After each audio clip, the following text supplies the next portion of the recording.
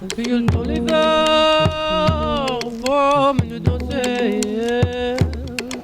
You don't really see the bomb, you don't.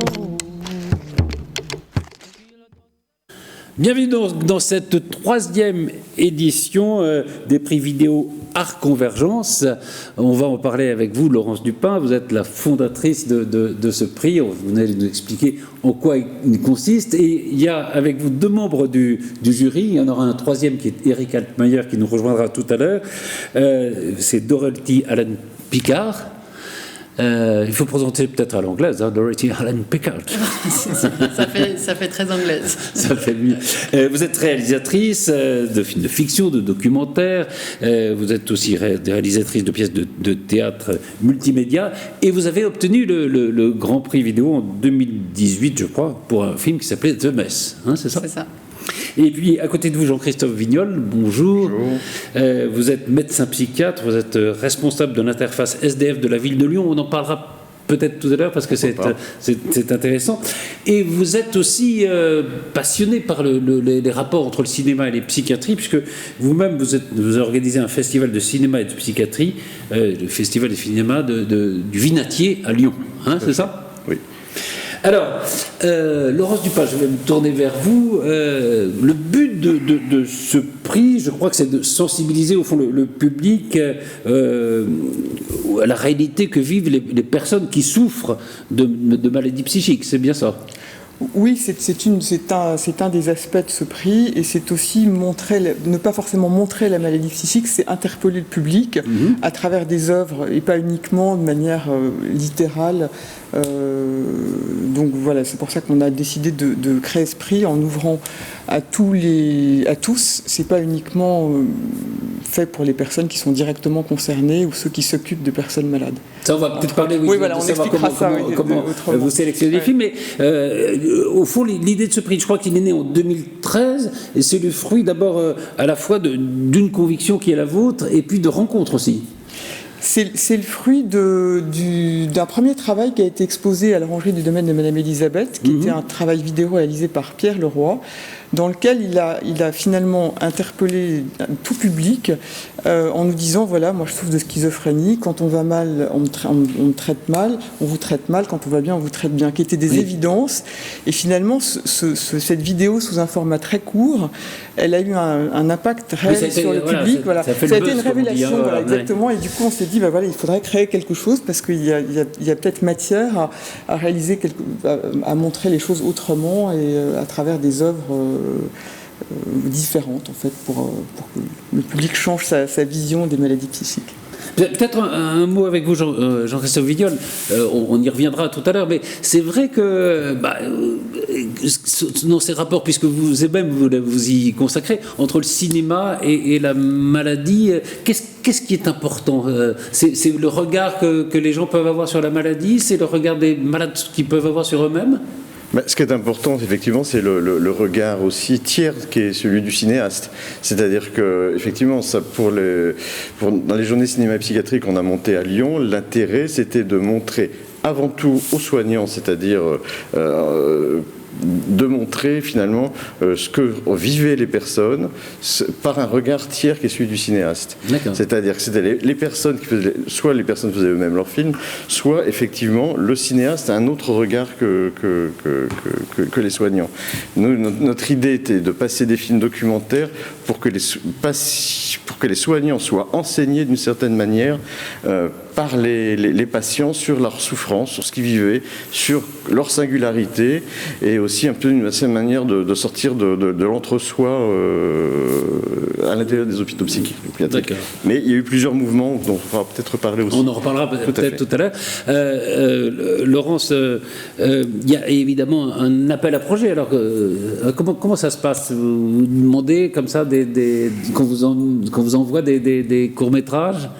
On se donne un petit peu de temps. En fait, on diffuse effectivement l'appel à projet quelques mois avant de réceptionner les films. Et en général, on le cadre sur le format, donc un format très court, parce que c'est quelque chose qui est du coup facile à diffuser.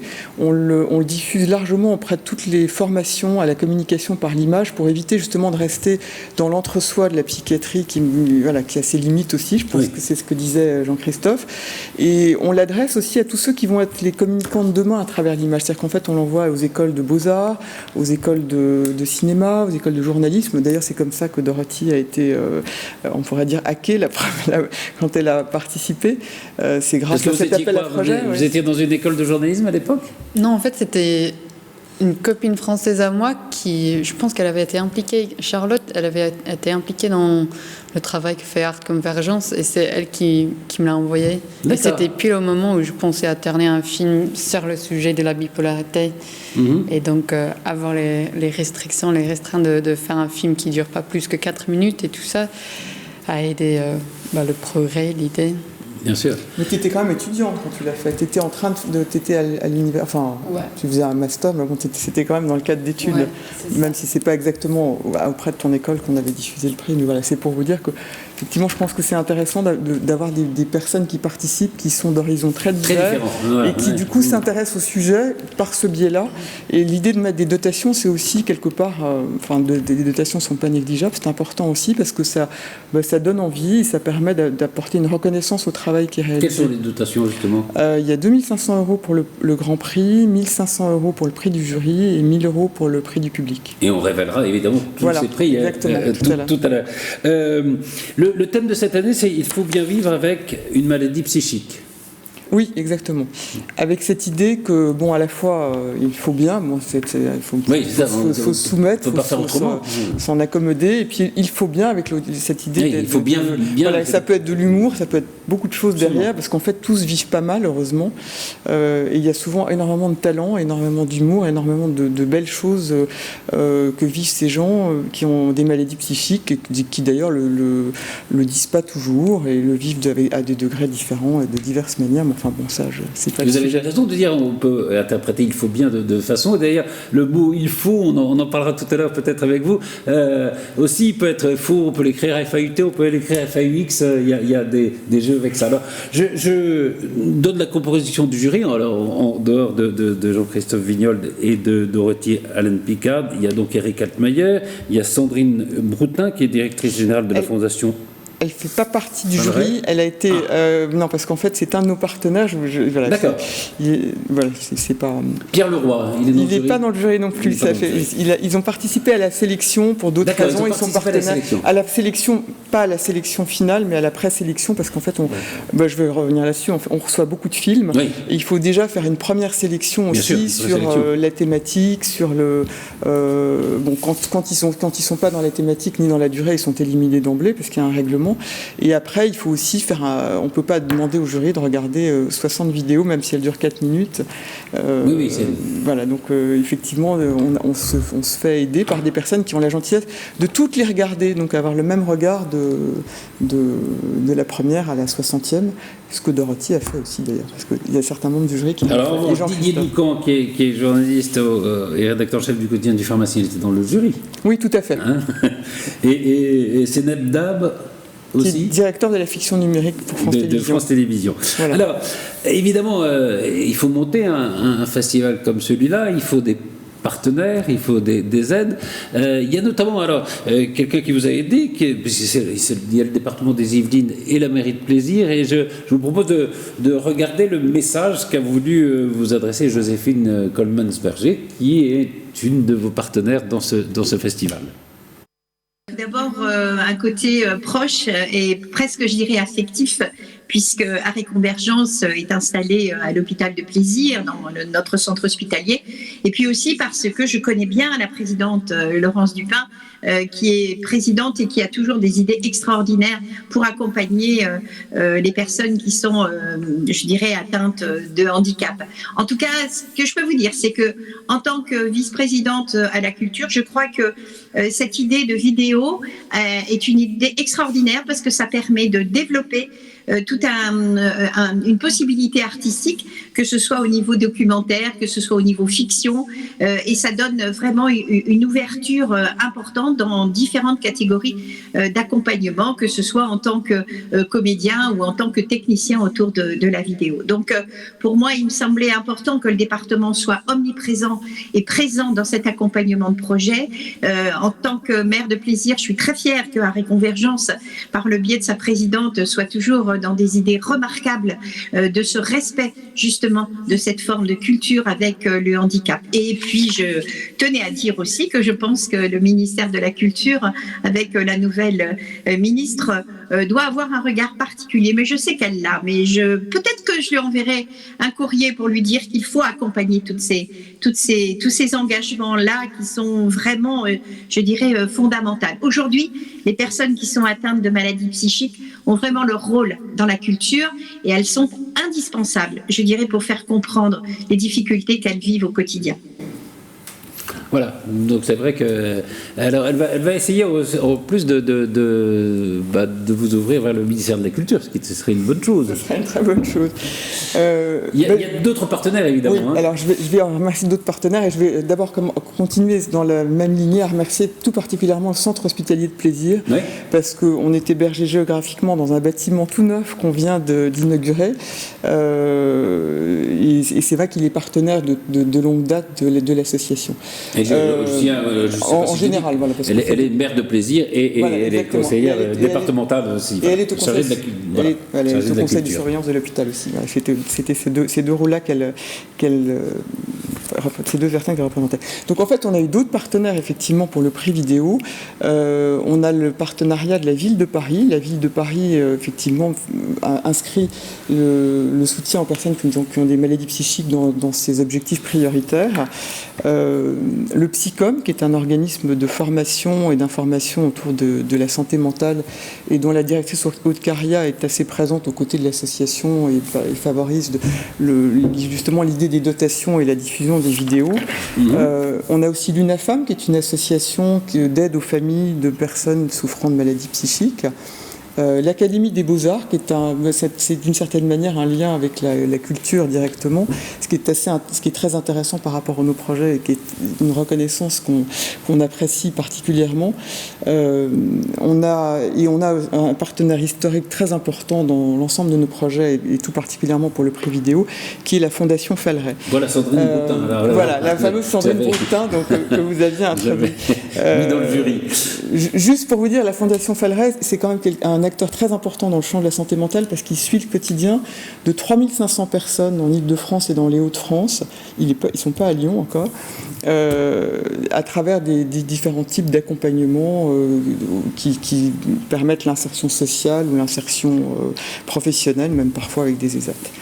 Voilà, donc voilà les partenaires les partenaires de l'association du prix. Alors, je vais un peu m'intéresser à vous, Dorothy et Jean-Christophe. Jean-Christophe Vignol, avant de parler justement du Festival et d'Art Convergence, je souhaiterais que vous parliez de votre action justement à Lyon. Vous occupez d'une équipe psychiatrique qui va vers les SDF, hein, voilà, c'est ça? C'est-à-dire qu'il y a des équipes mobiles psychiatrie précarité, ça s'appelle, pour aller au-devant des SDF, c'est-à-dire de tous ceux qui ne sont pas en mesure finalement de formuler une demande. Et c'est vrai qu'on intervient à la demande toujours des travailleurs sociaux, du SAMU social. Et du coup, on va dans la rue, on n'a pas de bureau, et on intervient là où sont les gens, dans les accueils de jour, de nuit, dans les foyers. Et on est toute une équipe d'une dizaine de personnes, on est 2 médecins, 5 infirmiers de psychologues, et on fait ça depuis... c'est une équipe qui a une vingtaine d'années, et c'est la seule sur Lyon, pour s'occuper de la prise en charge des SDF de Lyon. Alors, dans le contexte du confinement, c'était une pratique très compliquée, et c'est une pratique très intéressante, parce qu'effectivement, le but est d'amener ces personnes en souffrance psychique ou malades mentales. On suppose, voilà, enfin, il y a eu des études là-dessus, mais qu'il y a beaucoup de maladies psychiatriques chez les SDF. Les statistiques sont extrêmement difficiles à faire, mais il y a une statistique française qui s'appelle Samantha, qui date de 2009, 2019 qui est la plus valide. Et dans les autres pays européens, on retrouve à peu près toutes les études. Il y a un tiers des personnes à la rue qui ont une maladie mentale constituée. Oui. Enfin, atteint de troubles psychiatriques antérieurs à la rue. Par contre, la rue mobilise des défenses qui ressemblent à la psychose, c'est-à-dire des défenses un peu paranoïaques.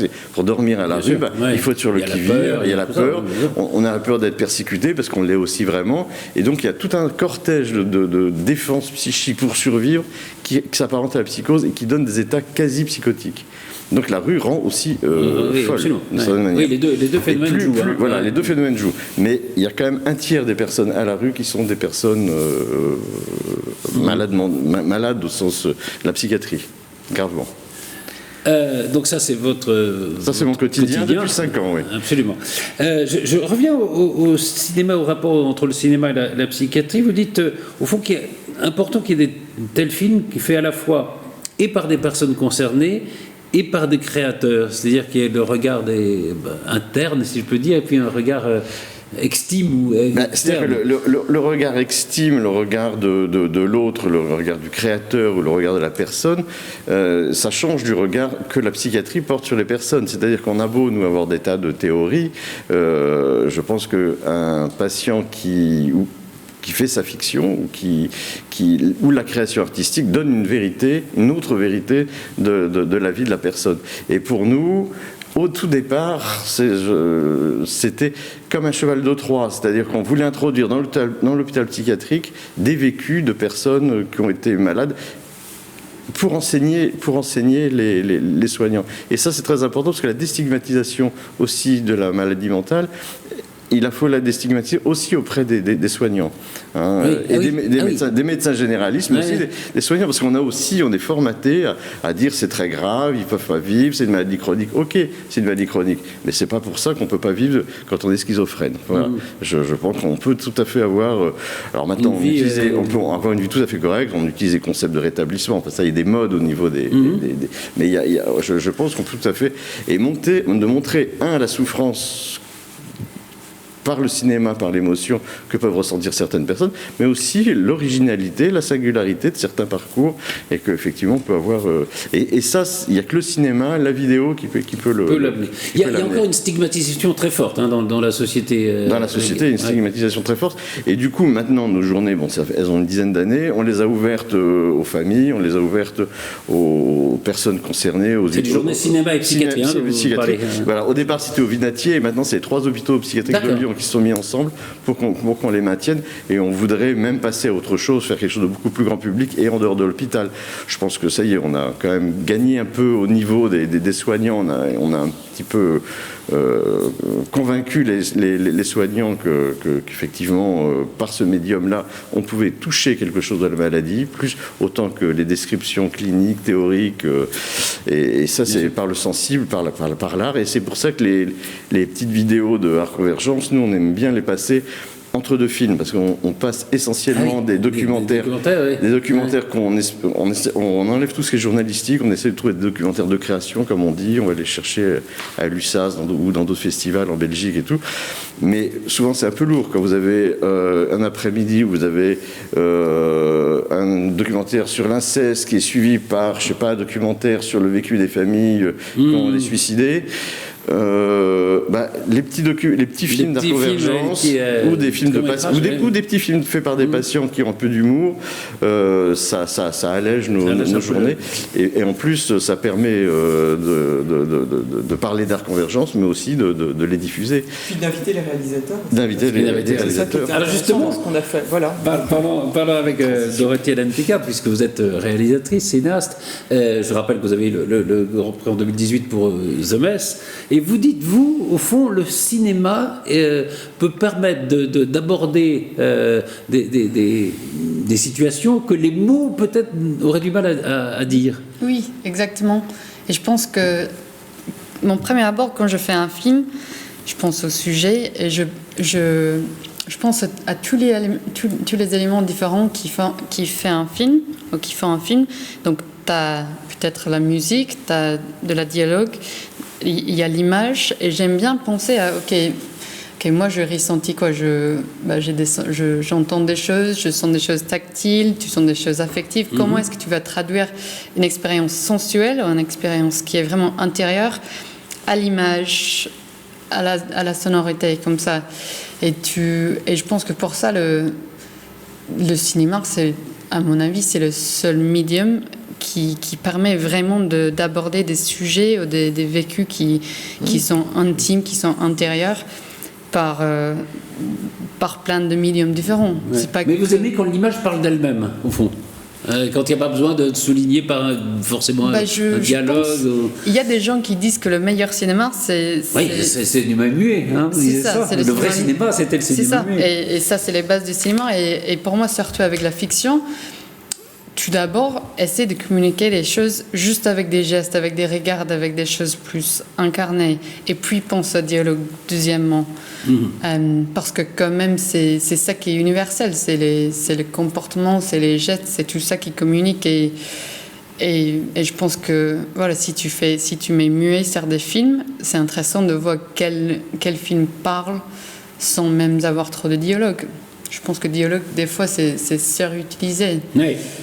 Ça ressouligne quelque chose qui apparaît. Alors, parmi ces films qui parlent par l'image, il y en a un que vous aimez beaucoup, qui s'appelle L'escalier de l'anxiété, de Naïbé Tavares Abel. Je vous propose qu'on en regarde un extrait. Et Laurence Dupin, alors vous allez nous quitter quelques instants, vous reviendrez tout à l'heure, et on va alors on est obligé, c'est à cause des conditions sanitaires, on ne peut pas être plus nombreux sur le plateau, et on va accueillir un autre membre du jury qui est Eric Altmaier, mais on regarde d'abord un extrait de L'escalier de l'anxiété.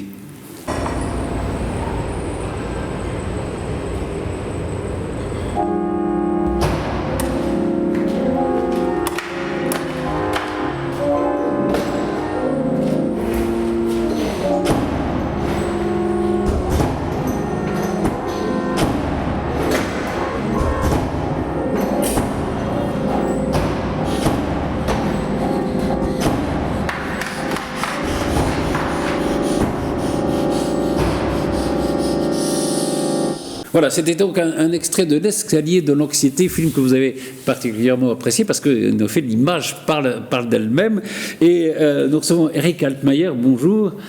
Bonjour. Vous êtes producteur, vous êtes le cofondateur de Mandarin Cinéma et Mandarin TV. Vous avez produit beaucoup de films, dont les OSS 117, dont Brise de Nice, dont les films de Ozon, notamment.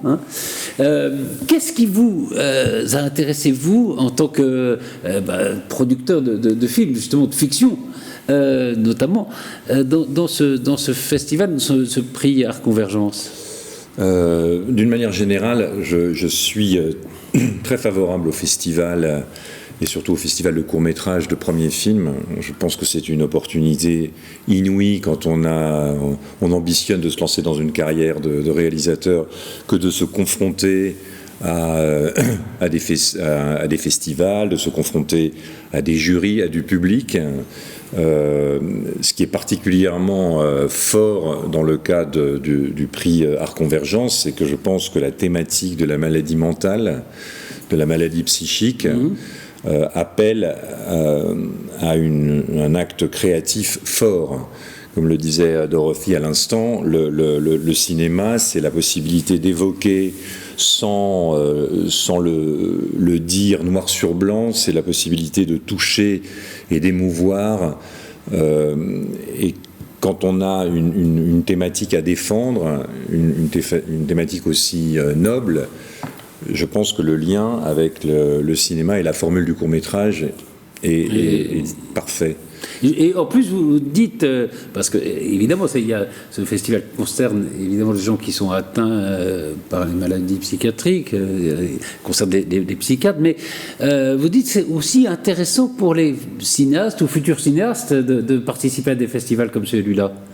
Très, je pense que c'est vraiment la voie, surtout aujourd'hui où en fait il y a une distinction qui se fait de plus en plus nette entre, on va dire, la création des images pour les plateformes et les chaînes de télévision. Je pense que le festival et devient pour moi la voie royale pour permettre d'émerger ou de faire émerger des réalisateurs ou des nouveaux auteurs. En plus, pour nous, producteurs et gens du métier, avec le temps, l'expérience, on perd un peu l'habitude de se reconfronter justement à la création, et surtout au premier film, au premier court-métrage.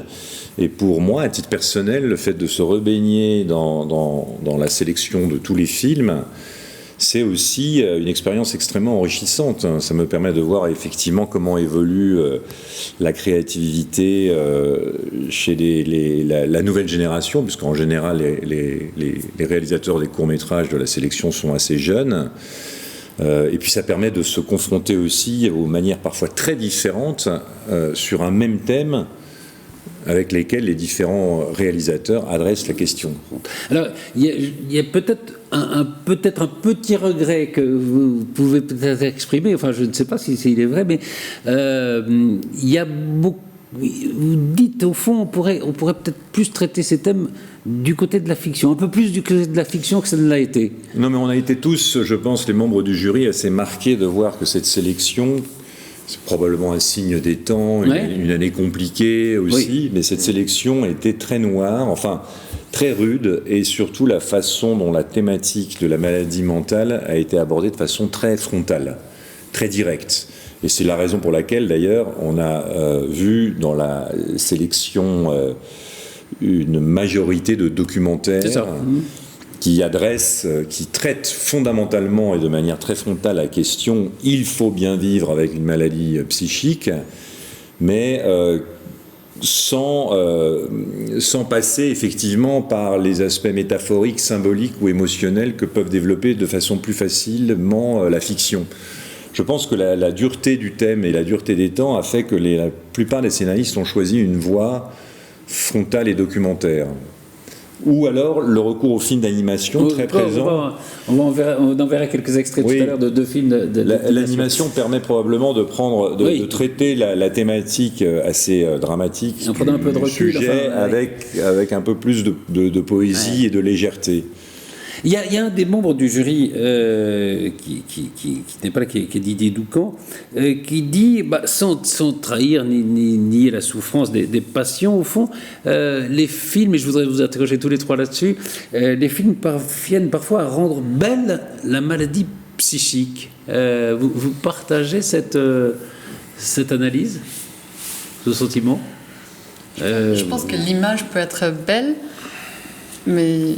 Je sais pas. La maladie, oui, pas les. Je sais pas. Sinon, Christophe, vous avez l'air plus sceptique là-dessus. Elle peut la rendre cocasse. Elle peut rendre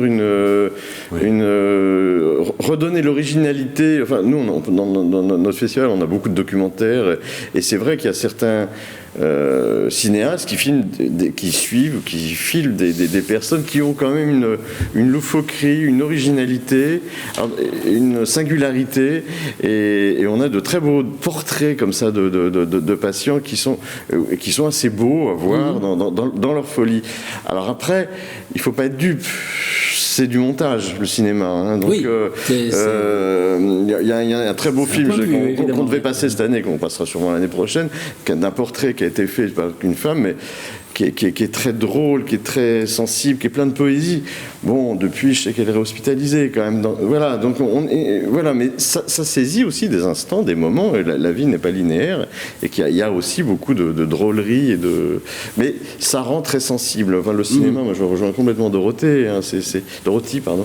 C'est quand même.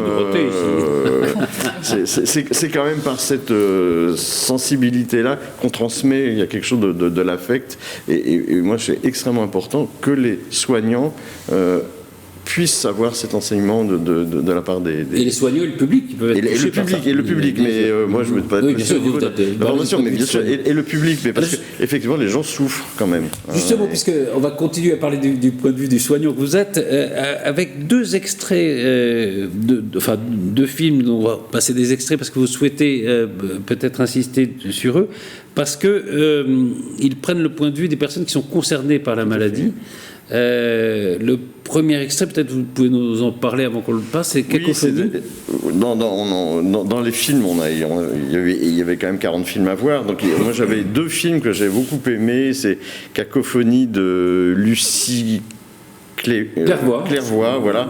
Parce qu'effectivement, on perçoit exactement ce que décrivent les patients dans leur souffrance quand les mots, par exemple des mots blessent, mais blessent au sens pas métaphorique, ils blessent dans la chair. C'est-à-dire qu'il y a une très belle scène de petit déjeuner où on voit bien comment elle est agressée par les mots directement. Et ça, c'est quelque chose qu'on revoit dans la clinique psychiatrique couramment, des personnes qui sont blessées par le langage, par un bruit, quelque chose, mais qui va au-delà du sursaut ou du contenu de ce qui est dit. C'est le mot qui rentre dans la chair. C'est les mots qui rentrent dans la chair. C'est aussi les mots dans sa tête. Les mots dans sa tête. Oui, c'est aussi les mots dans sa tête.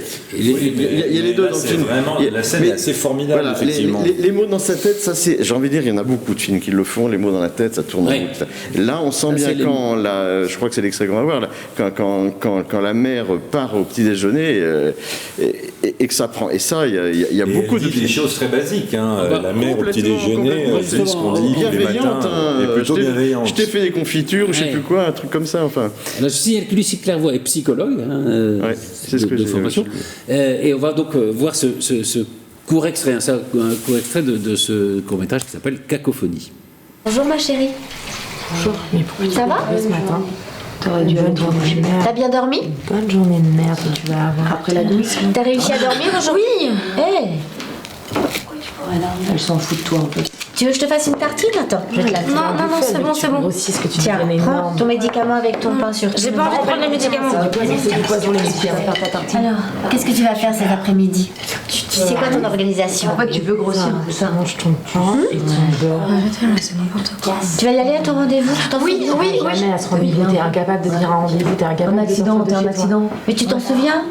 Que je peux pas t'accompagner aujourd'hui? Je peux pas t'accompagner, elle t'aime pas, elle a jamais vu de toi, elle a jamais voulu ta voix. T'as mis tes créoles, ça te va bien? Mais t'as trop l'air stupide les créoles, t'es trop moche. Tu vas y aller à ton rendez-vous? Oui, promis. Tu vas y aller, tu vas partir un petit peu en avance. Oui. C'est pas la peine de me parler comme ça non plus. Écoute, moi je te parle gentiment, je fais une jolie table. Je me sens un petit peu toute seule en fait. C'est intéressant, hein oui, en effet, parce que, comme vous disiez, ça part de très bons sentiments. Tout à fait. Et là, on voit aussi comment les voix parlent, qui sont... Oui, il y a ces personnages qui... en fait, c'est ces voix.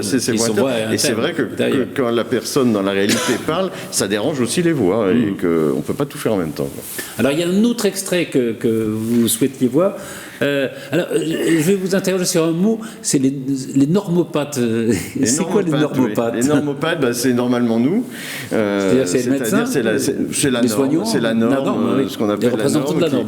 Les représentants de la norme, c'est-à-dire ce qu'on doit être, et c'est ceux-là quand même qui disent il faut faire comme ça, il faut faire comme ça c'est bien. Et la psychiatrie actuellement, bon, on va pas rentrer dans les détails, mais une psychiatrie qui est basée sur le trouble, c'est une psychiatrie qui est basée sur la norme. Ça, c'est quand même la psychiatrie contemporaine actuelle. Ah oui. Bon, ça, ce sera un autre débat beaucoup plus long.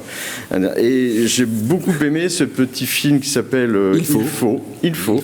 Parce qu'effectivement, c'est l'injonction. Alors, il joue avec les mots. Il joue. Il y a le faux, comme disait FAUT, FAUX. FAUX.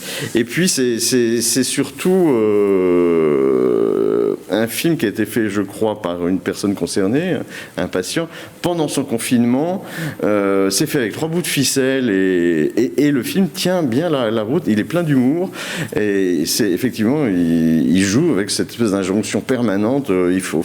Le réalisateur vivre avec il faut même vivre avec la maladie. Le réalisateur s'appelle Lee Antoine. Et on va voir un petit extrait de Il faut. Chercher des soignants, soignantes qui sont capables d'entendre que je peux aller mieux. Si c'est moi qui leur dis que je peux aller mieux, qui me croient quand je leur dis que je peux aller mieux. Je les teste. Il me faut les tester. Je ne peux pas me fier à n'importe qui parce que parfois, ils pensent qu'il faut m'enfermer. Donc c'est les normopathes. Hein. Oui, c'est une façon de qualifier en effet, oui, les gens qui disent toujours il faut. Alors dans la même veine, il y a un autre membre du jury donc, dont j'ai parlé d'ailleurs qui était Didier Doucan, qui avait beaucoup aimé un film qui s'appelle Mechbaoui Melgaout. Je le dis longtemps parce que c'est son nom. Voilà, c'est son nom. Et dont il dit que c'est un film qui est assez tranquille sur la maladie. Et d'ailleurs, le personnage dit c'est la vie qui est compliquée, c'est pas moi qui suis compliqué. Et je propose d'en voir un petit extrait, justement. C'est un film. Dans ma tête, je suis désabusé parce que j'ai l'impression que je suis pris par le temps. Et puis, les gens, ils vont vite, ils ne prennent plus le temps pour vivre. Ils pensent qu'à soi, ils prennent un peu soin aux autres. C'est chacun pour sa prune. Il a l'impression peut-être qu'ils s'aiment pas, peut-être que c'est la façon de voir les choses. Puis moi, je suis naïf, mais bon, oui, un peu dans le bizarre. Comme si j'étais pas stable dans ma tête, Yvan, faut que je veux dire. C'est pour ça que c'est pas un faux sujet comme ça. C'est la vie est compliquée, c'est pas moi qui l'ai compliquée. C'est la vie qui est compliquée, c'est pas moi qui l'ai compliquée. C'est la vie qui est compliquée. Mechbaoui Melgaout, c'est un film de Yvon Poussé. Éric Kaltmayer, je reviens vers vous. Alors, vous parlez justement des fictions et vous parliez aussi dans ces sortes de fictions des films d'animation. Il y en a quelques-uns. Et il y en a deux qui vous ont qui ont attiré votre attention. C'est Paperboy et c'est L'ours polaire. Alors on va commencer par Paperboy. Pourquoi il vous a marqué ? J'ai trouvé encore une fois que le message était très fort. S'il y a de tous les films de la sélection qui illustrent vraiment parfaitement le côté il faut bien vivre avec, c'est celui-là, quand bien même le contenu est quand même un peu noir, un peu triste quand même. Et le procédé de l'animation, encore une fois, très, très simple sur la base de la... Oui, avec les moyens du bord. De la maison de poupée. Mais là où moi j'ai trouvé du cinéma, c'est que donc l'animation repose sur des petites figurines qui sont animées par les doigts du réalisateur, mais on en oublie le procédé et on finit par rentrer totalement à l'intérieur des pensées du protagoniste. Et pour arriver à ce petit prodige, en fait, sur la base d'une animation papier-mâché très simple, c'est du cinéma. Et le réalisateur s'appelle Pieter Verheydt-Chang, et on voit donc un petit extrait de Paperboy. Sans toi, je me reconnais même pas. Et sans toi, je m'abîme le foie.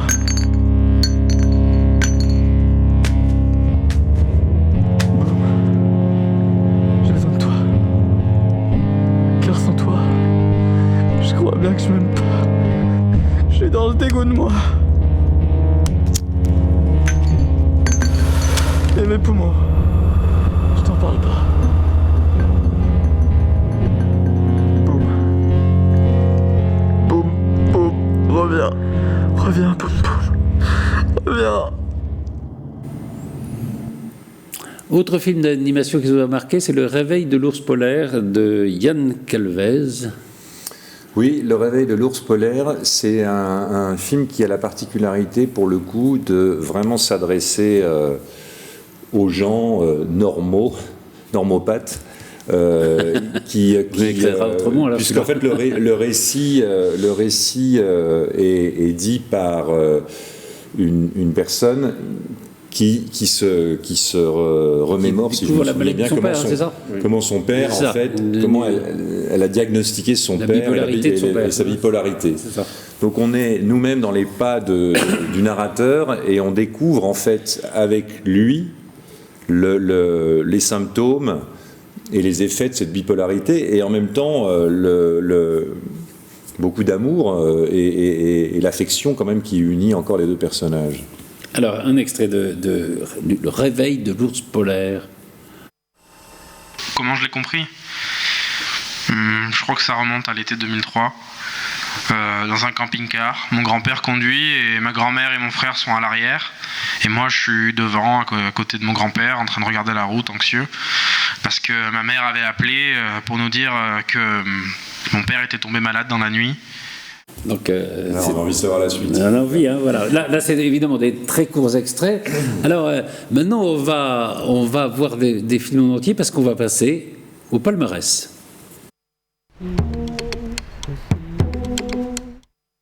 Alors, il y a 3 prix dans cette édition, le prix du public, le prix du jury et le grand prix. On va commencer avec vous, Dorothy, par le prix du public. Alors, vous allez, je sais pas, je fais un battement de tambour. Donc, pour le prix du public, on a choisi celui-là parce que déjà, c'est une animation et on a trouvé l'image très très belle. Et aussi, il traite le sujet de l'alcoolisme qui, évidemment, a de forts liens avec la santé mentale. Mais je pense que souvent, quand on parle de la santé mentale, on pense surtout à la dépression, à la bipolarité, des choses très spécifiques. Mais comme le travail de Jean-Christophe, il y a, pour moi, les SDF, pour moi, les alcooliques, les toximanes, tout ça, ça revient directement aux problématiques de la santé mentale. Donc, le prix de public, c'est Alcool, mon amour de Romain Millet. Et oui, le public a évidemment adoré ce film. Et nous aussi, on l'a vraiment aimé. Et bien, on le regarde.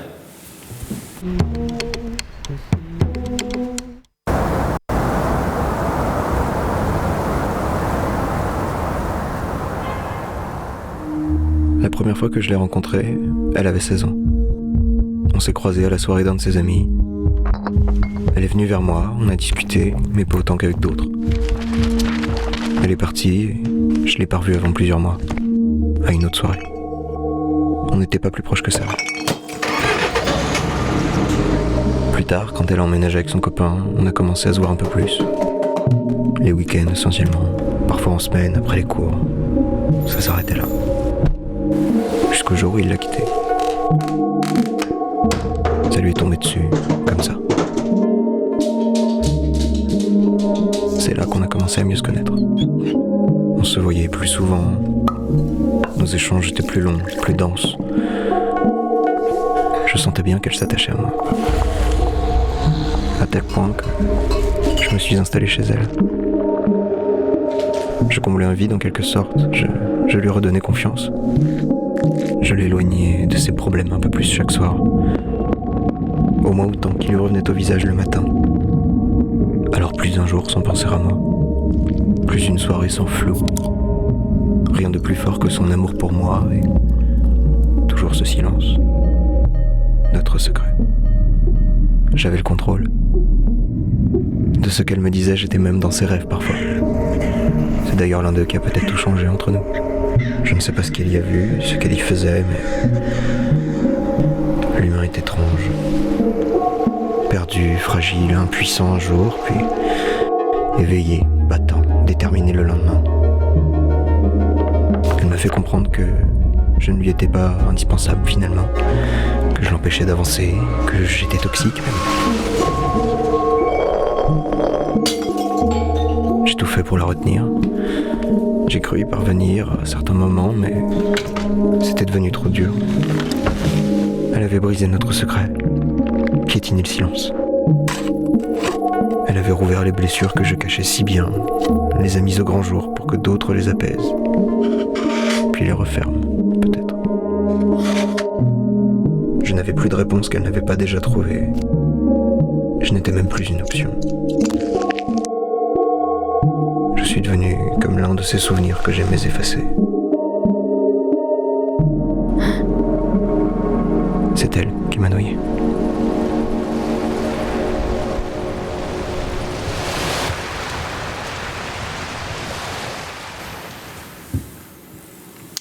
Alcool, mon amour, donc, qui a reçu le prix du public. On va passer maintenant au prix du jury. Alors, il y a le prix du jury et le grand prix. C'est quoi la différence, si on peut dire?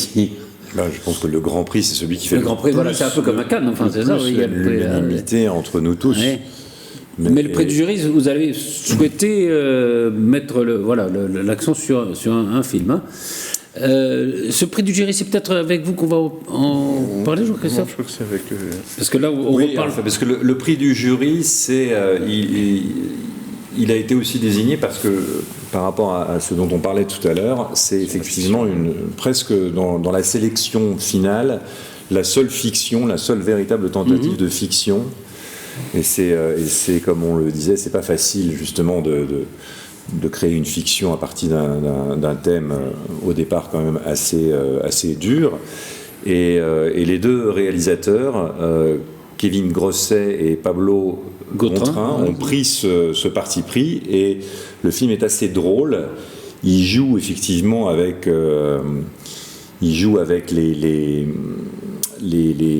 la façon dont les autres, nous-mêmes, voyons justement les malades dits mentaux, et il montre bien l'absurdité souvent de ce traitement. On a tous bien aimé ce film. Je pense qu'il aurait pu même aller plus loin dans le palmarès si il avait été un peu plus abouti sur le plan cinématographique. Il y a la réalisation et le jeu des comédiens sont un peu hasardeux, mais le film est réussi. Et là aussi, on parle de normopathe, si je... Oui, c'est ça. Un petit peu. Alors, vous n'avez pas dit son titre ? Le titre, c'est Prêt pour une nouvelle journée. Prêt pour une nouvelle journée. C'est donc de Kevin Grosset et Pablo Gautrin, et c'est le prix du jury, et on le regarde, ce film.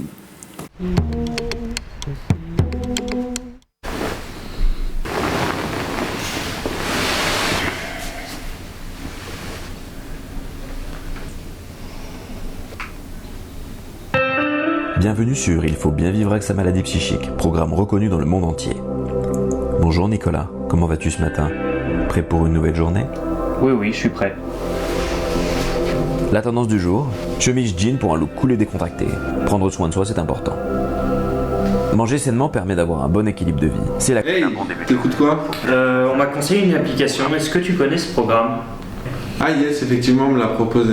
D'accord, et t'en penses quoi en fait ? Bah moi personnellement j'ai pas trop kiffé. Mais après essaye et tu me diras ce que t'en penses. D'accord, ok. Bon, faut que je file, j'ai un rendez-vous, je te souhaite une bonne journée. À ce soir. À ce soir. Sois agréable avec ton voisinage, parce qu'avoir un environnement sain c'est important. Bonjour madame, comment allez-vous ?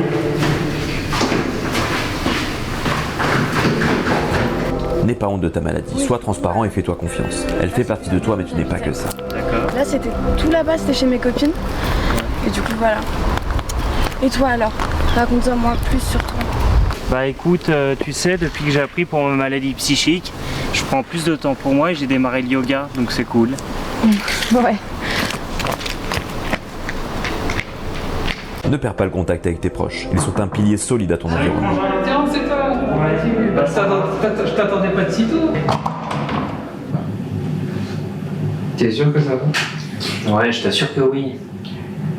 Non, parce que j'en ai pleuré toute la nuit et maman est très inquiète. Ça nous a tous bouleversés ce qui t'arrive. Ouais, je sais. N'oublie pas tes médicaments, le traitement fait partie du processus. Tenez, du coup j'ai tout récupéré. Et celui-ci, vous savez comment le prendre, hein ? Oui. Parce que c'est pas des tic-tac, hein. D'accord, ok. Tenez. Il manque juste le Lobzapac. Ah, effectivement, bah je recommanderais cet après-midi, parce que vous savez, à chaque fois vous nous dévalisez, hein. Personne suivante, s'il vous plaît. D'accord, ok. Au revoir, madame. S'il vous plaît. Collabore avec le corps soignant, ils sont là pour t'aider. Bon, il a bien pris les médicaments ? Allez, on va vérifier le pilulier et voir comment il se débrouille, hein. Ah bah non, mais là ça va pas du tout, là, Nicolas, il en manque. Mais qu'est-ce que c'est que cette histoire ? Bah, je suis désolé, mais en fait, le pharmacien avait plus de stock. J'y retourne tout à l'heure. Mais on me la fait pas, celle-là. Hein. On me la fait pas. Après le contexte confusionnel de la forme subaiguë d'il y a 4 ans, des actes auto-hétéro-agressifs majeure, recrudescence des troubles liés à la décompensation, vous comprendrez bien l'importance de l'observance, même si cela entraîne chez vous une légère bradypsychie, catalepsie. Ils sont là pour t'aider à comprendre. Ça m'embêterait d'avoir à vous annoncer une hospitalisation, une nouvelle hospitalisation. C'est clair? Des questions? Non, tout est très clair, docteur. Mon petit Gilbert, j'ai été clair, n'est-ce pas? Oui, parfaitement clair, docteur.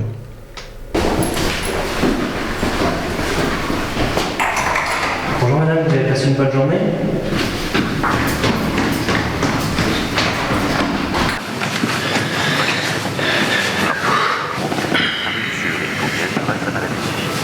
Hey, alors cette journée? Ah bah franchement pas ouf. Je peux te poser une question? Tu fais comment toi pour bien vivre avec ta maladie psychique? Bien vivre? Bah écoute, déjà je la vis, et après pour le reste, bah on se débrouille. Alors oui, il y a des côtés drôles d'ailleurs dans ce film. Même la fiction permet un peu plus de comédie. Oui, absolument. Oui. Probablement plus que le documentaire sur le légèreté, oui. Donc c'était, ce film s'appelle Prêt pour une nouvelle journée. Et ben maintenant on va passer au Grand Prix. Alors qui va en parler? C'est peut-être vous, Christophe? Oui, c'était prévu que ce soit moi qu'on parle, mais allons-y. Mais vous pouvez échanger aussi sur ce film, parce que après tout, c'est à l'unanimité, il a été.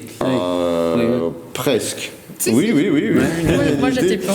Je pense qu'il a fait l'unanimité, parce qu'effectivement... de vous trois, déjà. De nous trois, et puis je crois pour tout le monde, je pense qu'il était en premier pour tout le monde.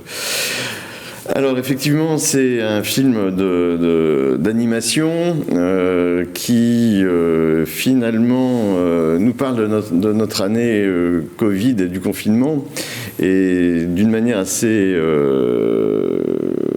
sensible, dans la mesure où finalement c'est ce qu'on a tous on a tous été confinés et on a vécu pratiquement tous comme des psychotiques, à se mettre à distance, pas se toucher, plus s'embrasser, surtout pas sortir de chez soi. Et moi, j'ai beaucoup de patients qui m'ont dit, mais finalement, c'est notre idéal. Enfin, je veux dire, c'est comme ça qu'on vit. Enfin, vous vivez comme nous. Et le film aborde un petit peu ça. Il y a d'autres éléments dans le film qui sont hyper intéressants, mais finalement, il y a quand même cette... Et là, par la création, je trouve qu'on touche à ça. On est tous dans le même bateau. On est tous de la matière. Le film se termine un petit peu comme ça. Mais cette épreuve qu'on a vécue dans l'année, beaucoup de psychotiques m'ont dit, mais c'est notre mode de vie, c'est notre quotidien. Après, il y a ceux qui sont bien délirants, qui ont dit, je vous l'avais bien dit qu'il fallait être comme ça, qu'il fallait pas me serrer la main, qu'il fallait pas, il faut respecter une bulle autour de nous, se protéger les autres. Donc il y a un peu ça dans le film, et en plus, j'ai envie de dire, le rythme, la voix off, tout est vraiment très, très, très, très, très réussi, et moi je trouve très esthétique, très beau, et pas 2 secondes ennuyeuses, quoi. Et même peut-être que mes collègues ont... Oui, sur ce film. Parce que celui-là, quand même, c'est le prix. Je pense que ça mérite le Grand Prix dans cette année, parce que c'est une année qui a été tellement marquée par le Covid, et qui a ouvert plus de conversations sur la santé mentale de tout le monde, et des conversations sur comment on peut vivre bien en général, comment on peut aussi faire des choses pour éviter de tomber dans les maladies psychiques. Et donc je pense que il y avait beaucoup de films qui étaient très intéressants, mais celui-là, pour 2020, je pense que ça marque l'année bien. Marque l'année formidablement bien. C'est un film de Étienne Husson et Azul Paula Mezza. D'ailleurs, c'est une rencontre entre lui, le réalisateur, et l'étudiante en arts plastiques. Je ne sais pas si c'est elle qui fait la voix off d'ailleurs. Je sais pas. En tout cas, pour les aspirants réalisateurs, la voix off est formidable. C'est un exemple d'utilisation, parce que la voix off, c'est souvent un piège, c'est souvent un artifice un peu facile qui cherche à dissimuler des... La voix off, je crois que c'est Sofia Chea Pour tout vous et dire. là, il y a une très bonne interprétation de la voix off. Et ça fait une telle différence. Et ça fait une grosse différence, absolument. Alors, on va le regarder dans un instant. Je vais vous remercier. Je vais demander après à Laurence Dupin de revenir me rejoindre pour la fin de cette remise d'épaule, pour la conclusion. Merci à tous les trois. Merci Dorothy Allen-Picard. Merci Jean-Christophe Vignol et merci Eric Altmaier. Et on regarde donc ce grand prix qui s'appelle La compréhension de l'argile.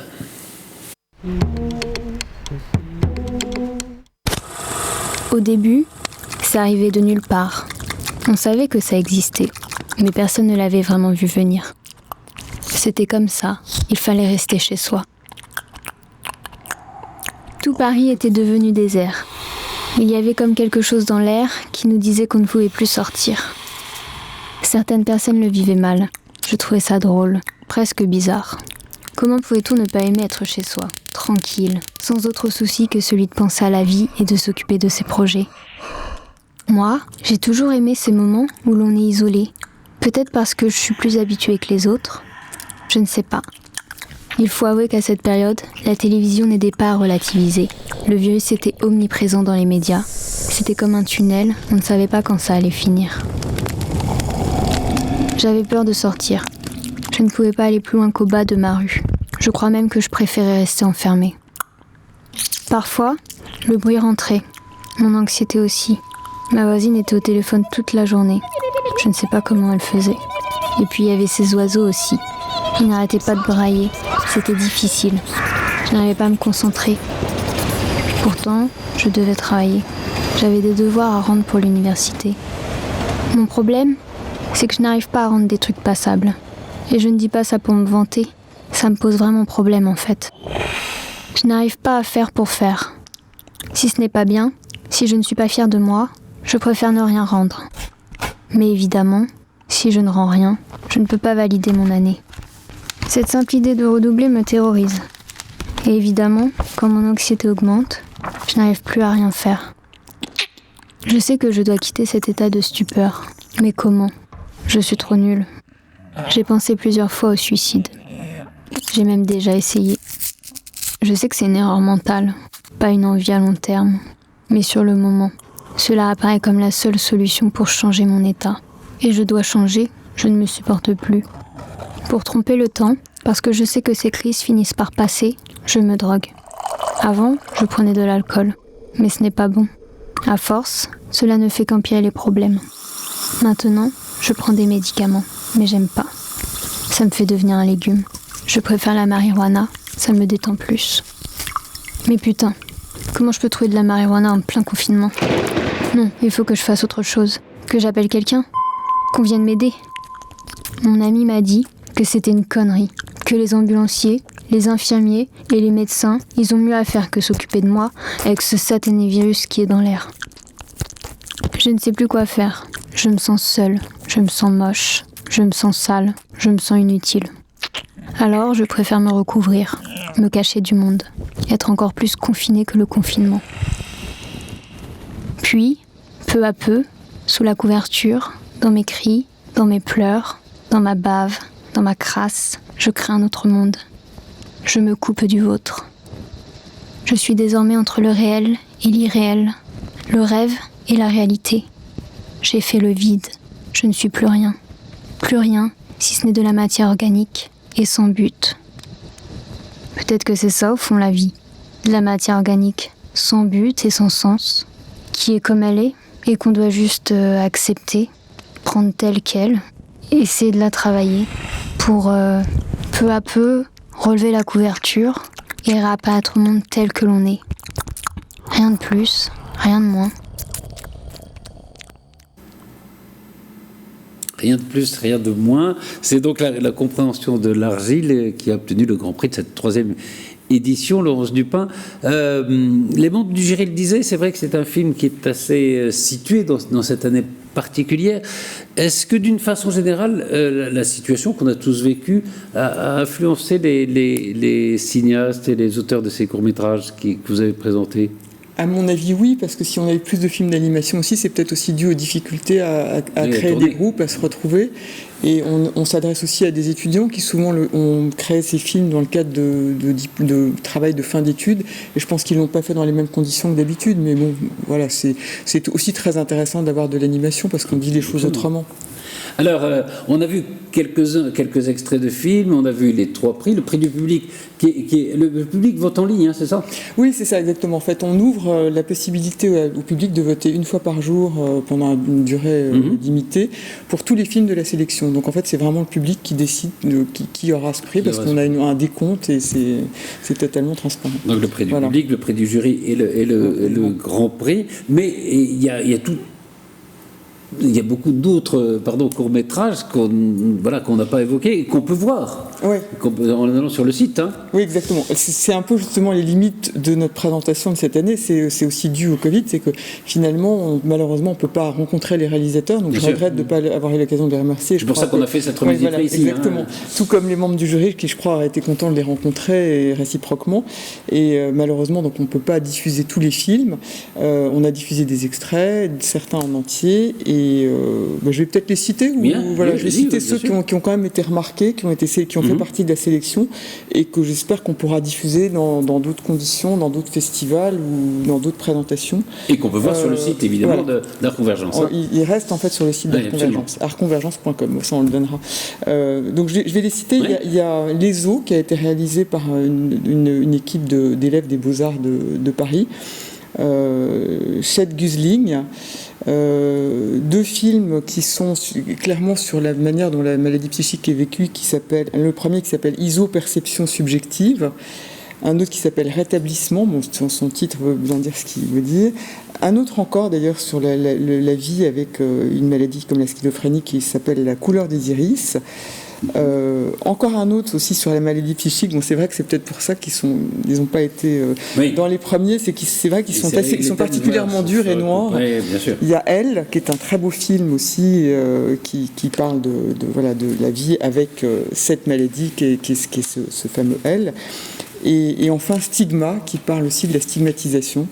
Moi j'ai trouvé, c'est vrai que je ne suis pas cinéaste, je ne suis pas réalisatrice, c'est pas mon métier, mais j'ai trouvé que globalement il y avait une qualité de réalisation cette année qui était exceptionnelle et que même ces films que vous n'avez pas pu voir, je vous invite à aller les voir sur le site parce qu'ils ont quand même tous des qualités de travail, de messages qui passent qui sont particulièrement intéressants. Alors vous les regardez peut-être pas tous les uns à la suite des autres, mais oui voilà, non, mais on peut picorer si je peux dire. Évidemment il y aura une 4e édition l'année prochaine. Oui, on espère. On est en train de l'organiser. En général, le prix se monte sur 2 années, c'est-à-dire qu'on lance le premier appel à projet qu'on élabore déjà dans les premiers mois. Pour ce qui est du contenu, des visuels et autres, et puis après, voilà, ça se monte pas à pas. Et, il faut et donc, pour vous trouver, c'est artconvergence.com. Exactement. Très simple. Tout à fait. Voilà. Écoutez, merci infiniment. Voilà, c'est une bonne cuvée, cette cuvée de 2020. J'ai trouvé très intéressant, et c'est vrai que c'était assez intéressant aussi d'avoir à s'adapter à tous ces nouveaux formats. Et d'ailleurs, je vous remercie de nous accueillir sur un plateau parce qu'on a la chance de pouvoir le faire sans masque, oui.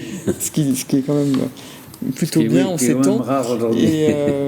Et on est quand même très content de pouvoir remercier les réalisateurs de cette manière-là, en espérant qu'on pourra tout revoir en 2021 dans de bonnes conditions et dans une salle de cinéma qui devait être le Luxor. Donc peut-être, voilà, exactement. Alors je rappelle quand même les prix, c'est des films qui ont été primés. Donc le prix du public c'est Alcool mon amour, le prix du jury c'est Prêt pour une nouvelle journée et le grand prix c'est La compréhension de l'argile. Merci infiniment Laurence Dupin et bon travail pour l'année prochaine déjà. Merci.